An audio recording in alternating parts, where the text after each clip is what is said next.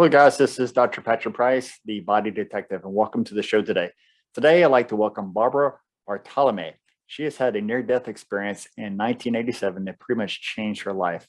And today, that's our topic, talking about near-death experiences. And what better than to have Barbara on the show? She's also formed her own near-death experience groups with IANDS, make sure I get this right.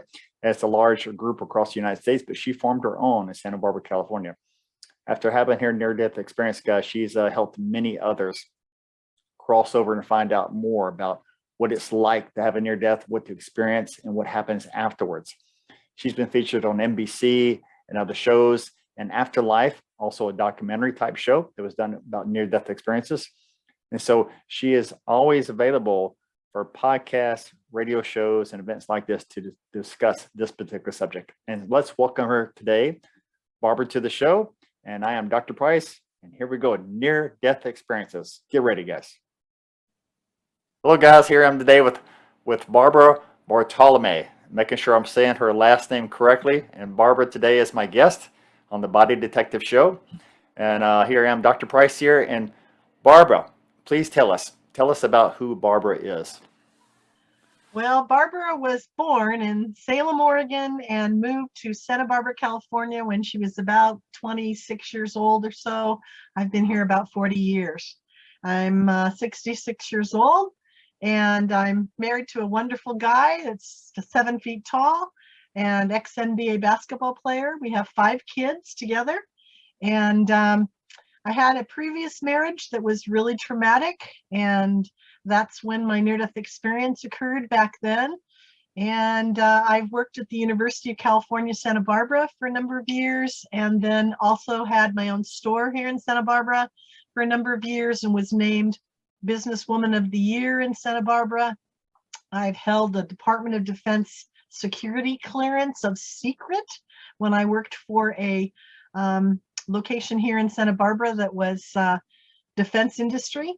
And so I have a lot of a background in doing a lot of amazing things, and I've enjoyed my whole life all of the aspects that I've gotten to do. So my NDE is a big one in my life, though, and I like talking about it. So I'm excited to be here today. And thank you for inviting me, Patrick. Okay, we're great. I'm really excited to have you on the show, and especially because a lot of people out there don't know what a near-death experience is, and they may have had one. So I want you to explain in your own words, Barbara, since you're the specialist in talking about this. You spoke internationally and nationally about this. Help others out there understand what a near-death experience means.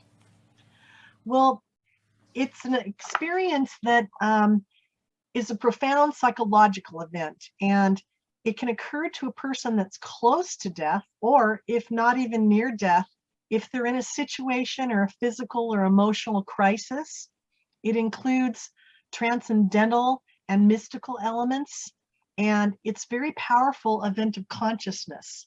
It's no way mental illness, and it's no way something that is hallucinatory. When I had my near-death experience, I was actually dead. So when Raymond Moody, who is a doctor and a psychotherapist back in the 1980s, I believe, or 1970s, he named this experience near-death experience. But to some people, it actually should be called a death experience because we are actually flatlining when we have the experience. All right, so you went back as far as when? When did this happen to you in your death experience?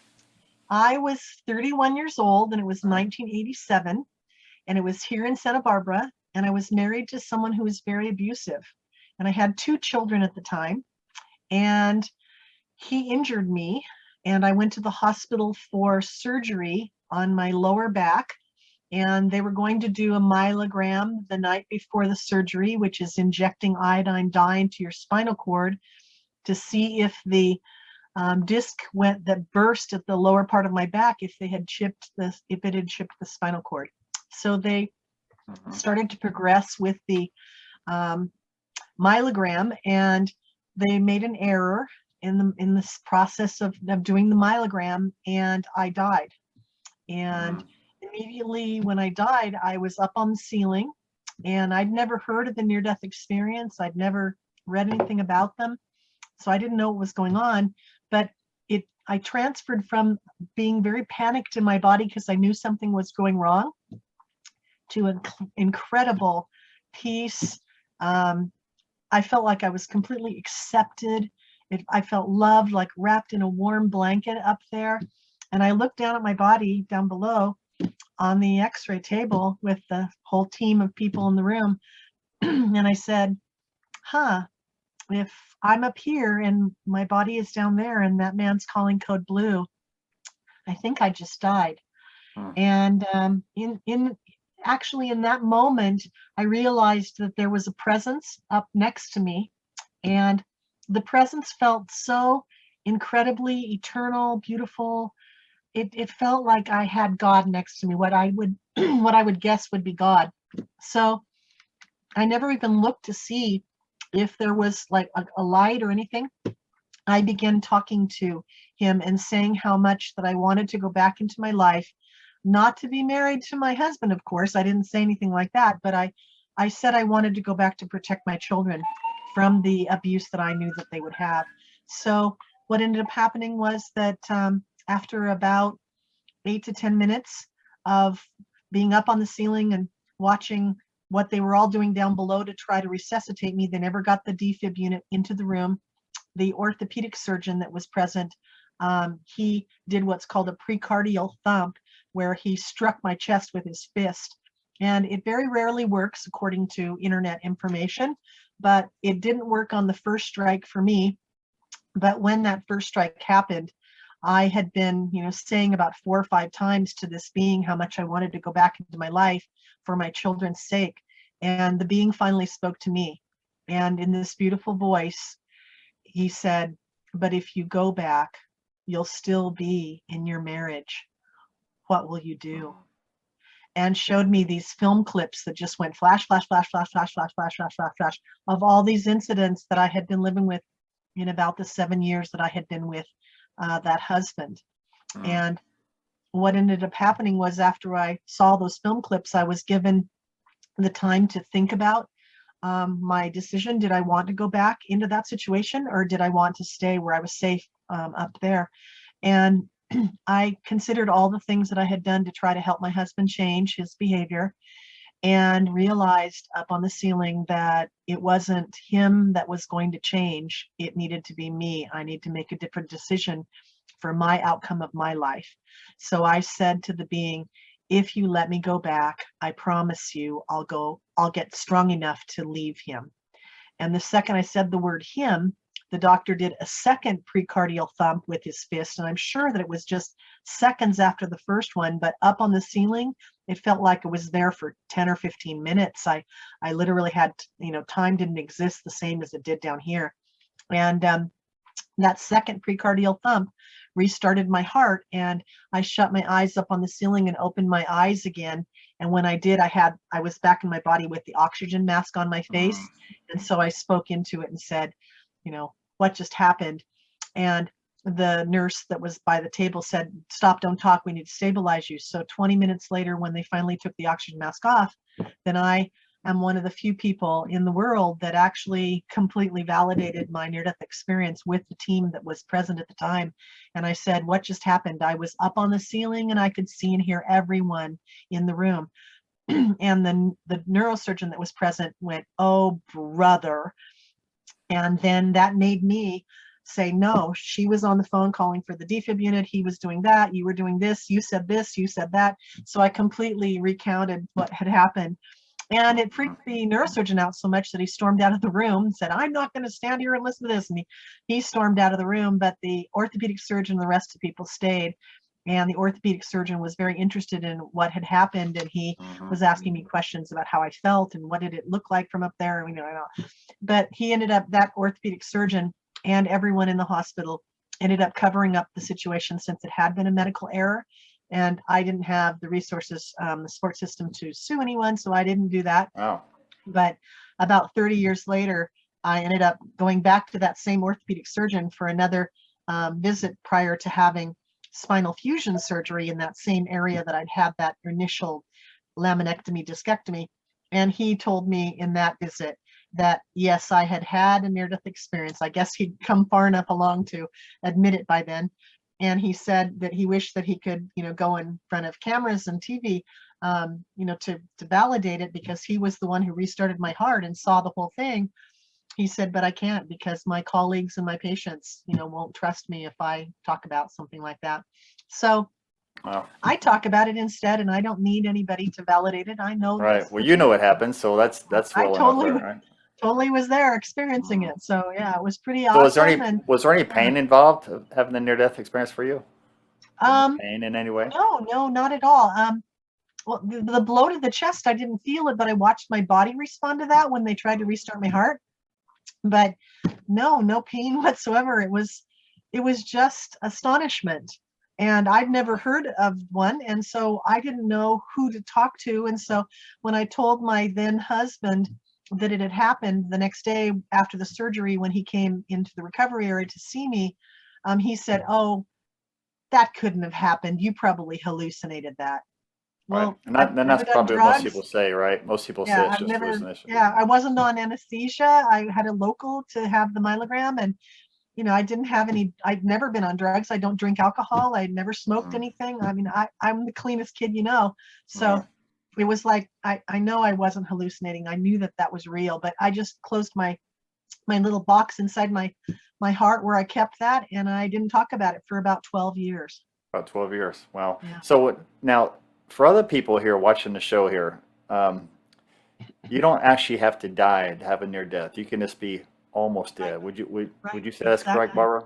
So somebody could have some situation where they aren't dead, but they are actually out of their body, can be an out of body experience.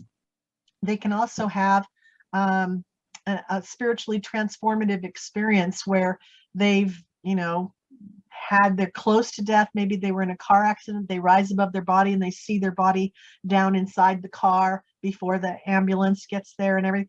There's all sorts of stories that are really amazing where people have had these experiences. And the thing is that these stories have been coming out of the dark for about the last 20 years or so, 30 years maybe. But these have been happening all the way back to Plato's time, and they were recorded along the line by certain people.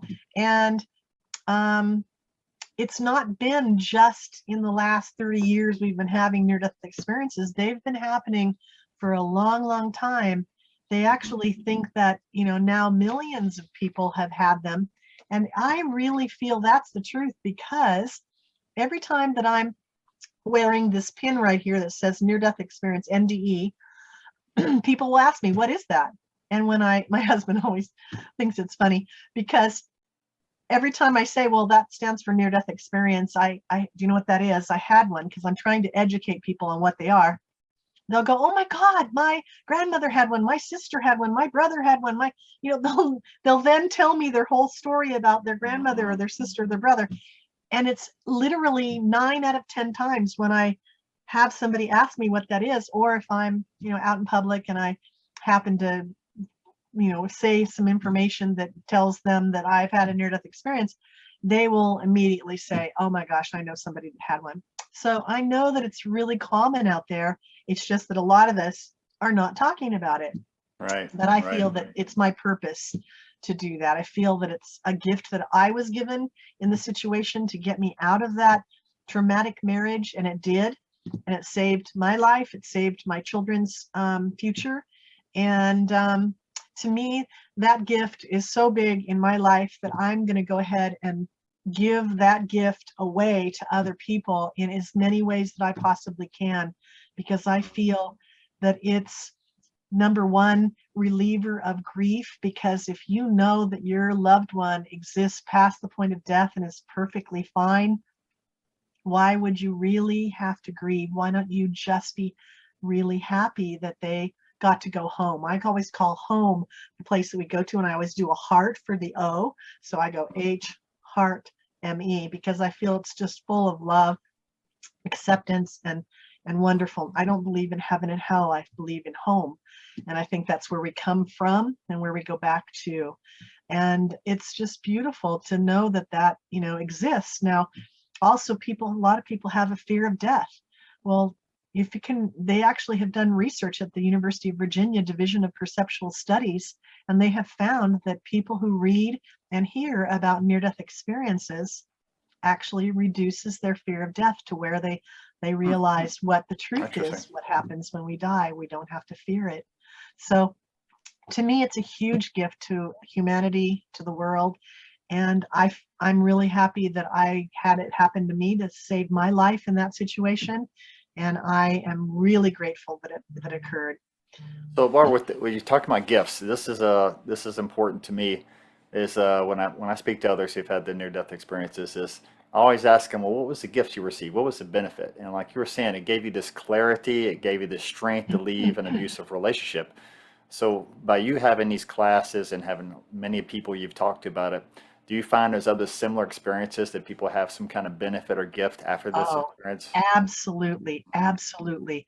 That's, I've heard so many people say that they feel that, once they were able to assimilate the NDE into their life, the gift of it was incredible in whatever way that it benefited them in, situations that were beyond mine. The important thing is that it gives you this intuition. You feel like you have um, an open door to the other side. It doesn't feel like the door ever really completely shuts to the other side.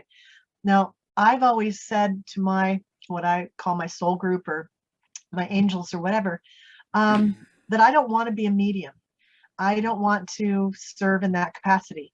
But I love that the door is open and that I would like to hear from them on aspects of my life. So I call what I think intuition is input from the other side. So I've had some amazing experiences where I've blown my husband away by, knowing what was going to happen, and then him watching it occur as after I've said this is going to happen. So one of those experiences was when I was pregnant with our youngest son, and I got a hit right here that I was going to have in the 6th month I found in my pregnancy. I realized I was going to have an 11-pound baby, which is monstrously huge. Wow. And my husband being 7 feet tall, my sister being 6'3", me being 5'9", we're big, we're a tall family. But 11 pounds is a whopper.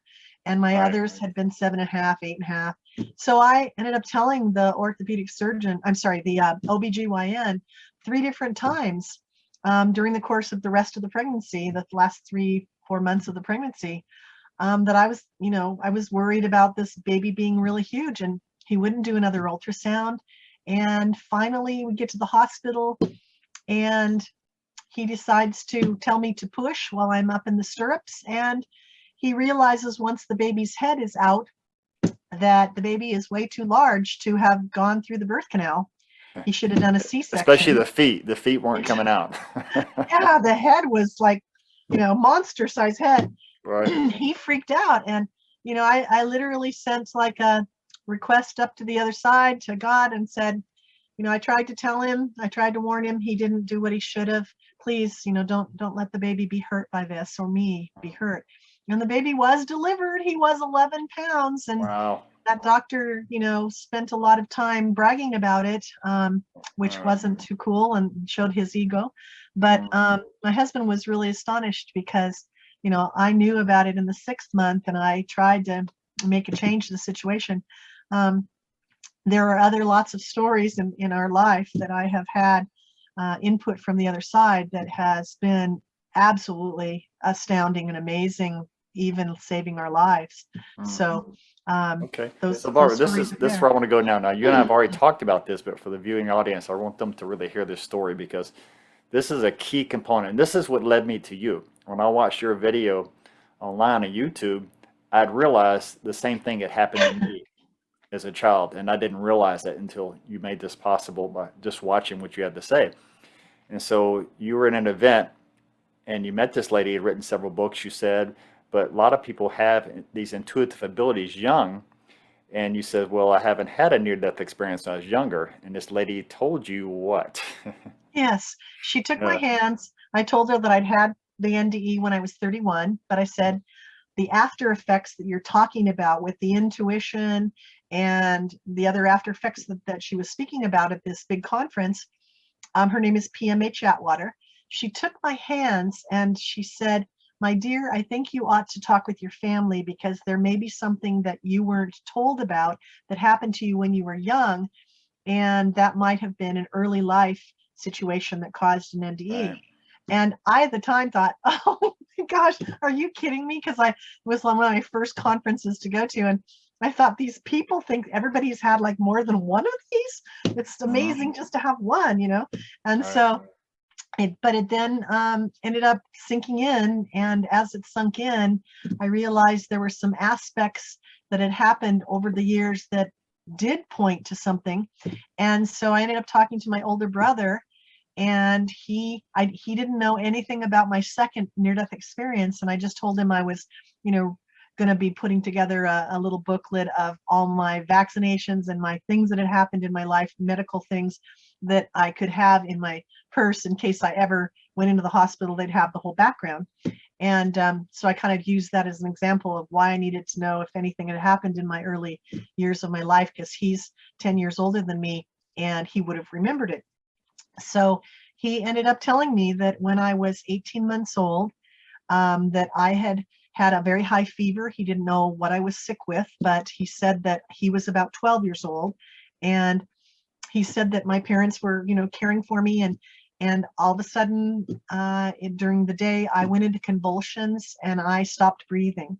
And he said that my dad was on the phone, called to the fire department, which was like 911 back then, and they were telling him to add tepid bath water and submerge my little body in the tepid bath water up to my neck, and then to slowly add ice cubes so that cold water wouldn't put shock into my system and have it be worse. So my mom and dad were accomplishing that, and my brother had gone off to go get ice from the neighbor's house. And when he came back, he said, you were soft purple. I stood in the doorway, handed Mom the ice, and he said, you were soft purple, you were lifeless. Mom was crying over the top of you. And he said, all of a sudden I saw you arch, you know, your back and your head back, and you took a deep breath in and you turned from purple to bright red again. And he said, you started crying. And the ambulance people, you know, came in a couple minutes later and rushed into the house and took me off to the hospital. And he said, you know, that happened to you when you were 18 months old. He was telling me that, not realizing even anything about near-death experiences. So I ended up then relating to him that I'd had the second one when I was 31 years old, and how it had affected my life and how much it had changed everything about my life. And so now he's a super believer of near-death experiences, and he's like not the type of guy that would normally do, you know, listen to that and believe anything like that. But seeing me have that at 18 months old, and he told me that he was told by all the three older siblings of mine were told never to talk about it with me. So that's why they never spoke to me about it.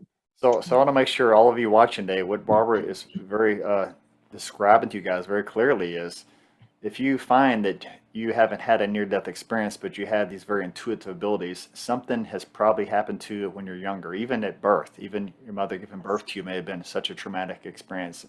And so a lot of you already feel that you kind of know things before they happen. These ESP, these extrasensory perception skills, is that you might want to investigate your past, because this was very important as she brought this up. And of course, it made me remember something from my past as well. So please investigate your past, what has happened to you while your parents are still alive, or your siblings that you can talk to. But Barbara, what I want to ask you is, I'm sure a lot of people that you talk to, they're really terrified after a near-death experience. And so how do you talk to these people? How do you get them to understand the process when they're very scared about what just happened to them? Well, I don't usually see them right away, of course, because they're not going to, when they come to the IONS group, they've kind of, in my Santa Barbara area, they kind of are ready to open up to it. So I So it's might already not, been a while then at that it's time. probably been a while, You right? ever get anybody right after one? You ever find somebody you've talked to? Yeah, I think I've had a couple, but there wasn't really terrified. It was more of, what the heck was that, and Right. how come it happened to me? And so explaining a near-death experience and explaining the benefits of it, and explaining, you know, the future of how you're going to unfold it and assimilate it into your life and how it'll, affect you. That was really helpful to those people when, I sat down with them and talked to them about that. They needed to hear that other people had it. So that's why the groups like I have mine in Santa Barbara, they're so valuable to people who have had near-death experiences, because it's this, and I remember going, the way that I woke to my near-death experience was after 12 years, I ended up being invited to a conference for IANS, which is International Association for Near-Death Studies. And that's what my group is in Santa Barbara. I have a group that's, connected to them. And I went to a conference, and at that conference, they had 50 near-death experiencers that were all allowed to sit, it was like 4 hours, in a huge circle in a big room at a big Hilton hotel. And every one of the people went around the room and got like 10 to 15 minutes to talk about their near-death experience, and the next person would talk. And that was my first opening to meeting other people who'd had near-death experiences and hearing so many of the same similar aspects of the near-death experience. It made me feel more comfortable with mine, and it made me want to investigate more about it. And so there's a lot of information online at ians.org. That's IANDS.org. And then there's also another organization that's called the Near-Death Experience Research Foundation, and that is NDERF, NDERF, and that's .org.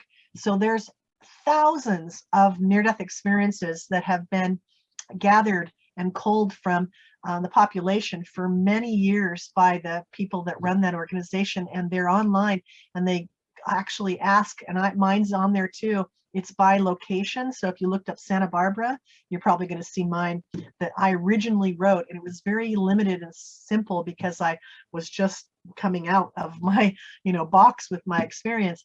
But there's thousands of them there for you to read, and it's so healing and educational to read those and see what the people draw from their experiences and how it happened, and how how they were resuscitated. And maybe it was automatic, like when I was young, where I came to on my own, but maybe it was something where they were being helped by a medical team.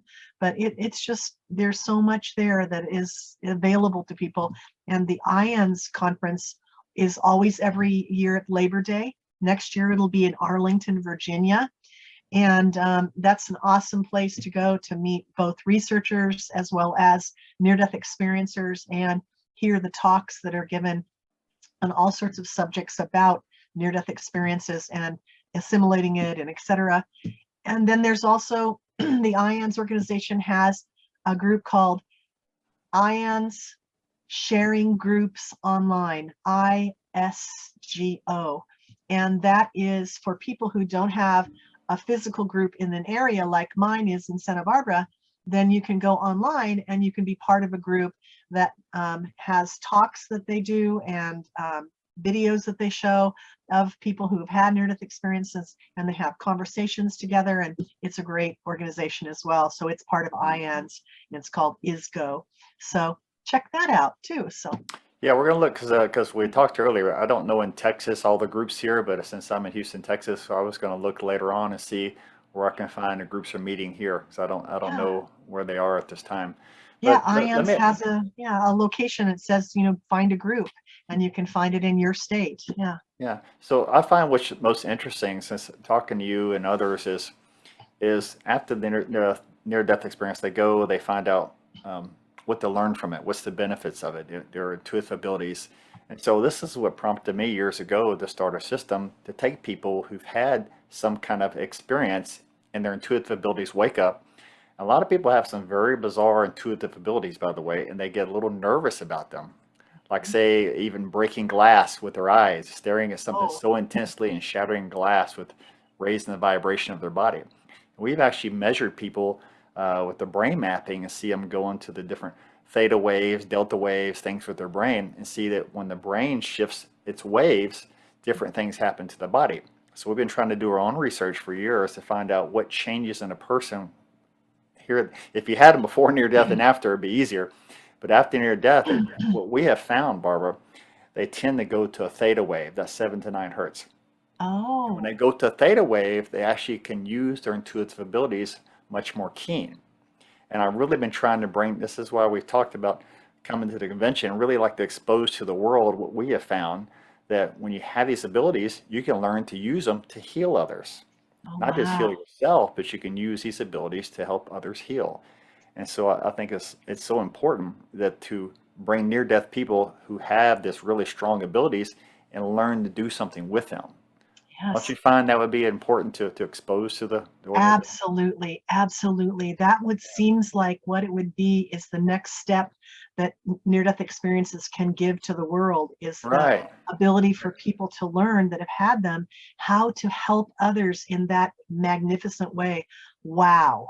Because we I would test people really, at bar. We had actually, I mean, I'm really impressed at some of them. Is you can imagine blindfolding somebody, and we use the color red. Red's for some reason when you're blindfolded, it's easier to see red. And we blindfold people and then move around the room where the red color is and let them move their body and identify where it is. People have had a near-death experience. They can easily see outside if they really trust themselves and let their abilities come forth. They can identify where this color is in the room. And wow. so I've seen so many amazing cases of this. It's like it's undisputable that you definitely are different after near death. Oh yeah. Oh yeah. Well, the feelings that I have is that the beauty of the growth of a near-death experience is really something that I think can be passed on to others without anybody having an actual near-death experience. I think that the growth that we have that our experiencers can carry and bring it forward can be beneficial to people with health issues, as with fear of death, with Right. grieving issues, with all the different things that are aspects of life. We can contribute towards people in the world in a better way because of what we've gone through with our near-death experience. I really feel that. Yeah. So today, if your message to the people who are watching this and for the first time, maybe you're finding out about other near-death groups, what would you tell them, people new to this? Where would you tell them to first go and seek help? Well, online at the IANS and the NDERF websites is So a those great groups would be place. your first step. Huh?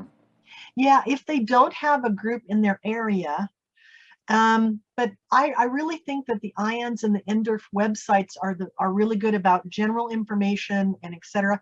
You could actually call both of those organizations and speak with someone directly, and that would be really beneficial as well for you if you just had a near-death experience and you want to talk about it, and they'll connect you with someone who will speak with you. Then there's these groups that are around the United States, like mine in Santa Barbara and Chicago and Virginia Beach and Mhm. Seattle, and all over Utah. I mean, Salt Lake City, I mean, all over the United States. They're everywhere. Um, and also, as you move forward with assimilating your near-death experience into your life, you may decide that you want to have a group. I mean, I didn't expect to have a group. I started mine in 2011, but it was just really natural for me that want to bring people around me that had this experience and help people that have had it and bring speakers in to help all of us. So it's really very easy to do, and if anybody ever wants to contact me, I'll give them advice, and the IANS organization gives advice on how to open up a group. But this ISGO is also the online resource in case you don't have an in-person group in your area. So I really think connecting with others that have had a near-death experience or understand them is your biggest benefit after you've had a near-death Okay. experience, because keeping it in the box inside you, yeah, it's beautiful, but you don't really understand it or assimilate it. It's kind of like, I had that, but I don't want to look at it. And Barbara, you will travel also. You'll travel to different groups and speak as well, right? Absolutely. I love to do that. And I've been doing Okay. it prior to Excellent. COVID and doing the podcast since COVID. But now that we're kind of over COVID, we're kind of like, let's go travel again. So All right. Excellent. I'm ready to go out there and do that. Yeah. So any last words as far as people with near death that you like to express to them? Well, I want them to really realize that reaching out and, finding supportive people and finding a supportive group, that's the most important thing you can do. Opening up that box and letting that NDE become part of who you are, and then having the aspects that it brings to your life you give those aspects out to other people, it multiplies out. So one of the things that I have found in my life since, early life, when I had my NDE when I was young, I was a kid who cared about other people. I, stood up to bullies, and I helped the elderly people that were in my neighborhood, and I, was friendly with people I didn't know, and, cared about, volunteered. I got volunteer awards all over the place. I cared. And that really takes the place of anything that's negative in your life. Finding that caring and finding that love to give away to others absolutely colors your life with positivity. And when you have your final days here and you get to transfer over to the other side, many of the near-death experiencers talk about having a life review. And that life review is you feeling how you affected others when you were dealing with all the aspects of people in your life and people that you met and, different people.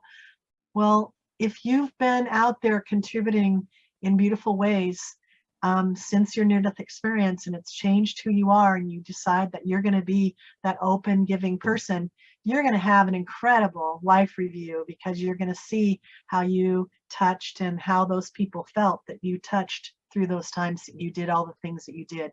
So I would say that, not only connect with near-death experiencers, but connect with people around you. Be the person that you want to show to others that is a good human being, a good positive person in the world. And then that's going to come back to you at the end when you finally cross over. Okay. So Barbara, I have my last question I ask everyone. So this is my message to you today is, where do you see the future of our species going as human beings? Where do you see us going in our future? Well, I think that there are so many NDEers out there trying to do good work that it might be making a difference. I think we all have to be brave enough to be making a difference, and we need to be kind to others and give that love out. And I always feel sad about those countries and dictators and leaders that aren't focusing on helping the world be better. So I don't look too far ahead, but I think that it's really super important for us to contribute in every way that we can to make the world, even just around us, a better place. And that contributes to everyone around us that we contribute to. So I don't know where we're going. Okay. I Well, wish I the knew. best word you says is just compassion, kindness, gentleness, helping the elderly. I mean, if more of us would just do a little bit of that each day in our lives, I think the world would be a better place. Yeah, yeah, Yeah. yeah, yeah. Okay, guys. Barbara, thank you so much for being on the show today. You're I'm welcome. Dr. Thank you Patrick for Price. having me, Patrick. Yes, well, you're welcome. Very much. So, and I am Dr. Patrick Price, the body detective. You guys, any questions about a near-death experience, you know who to contact. She gave you the organizations. I'll leave the information below for you. And so make sure you get involved and find out more about what's happened to you and learn what the benefits are of this experience you've had. You Yes. guys have a great and wonderful life. Take care. Bye, everybody.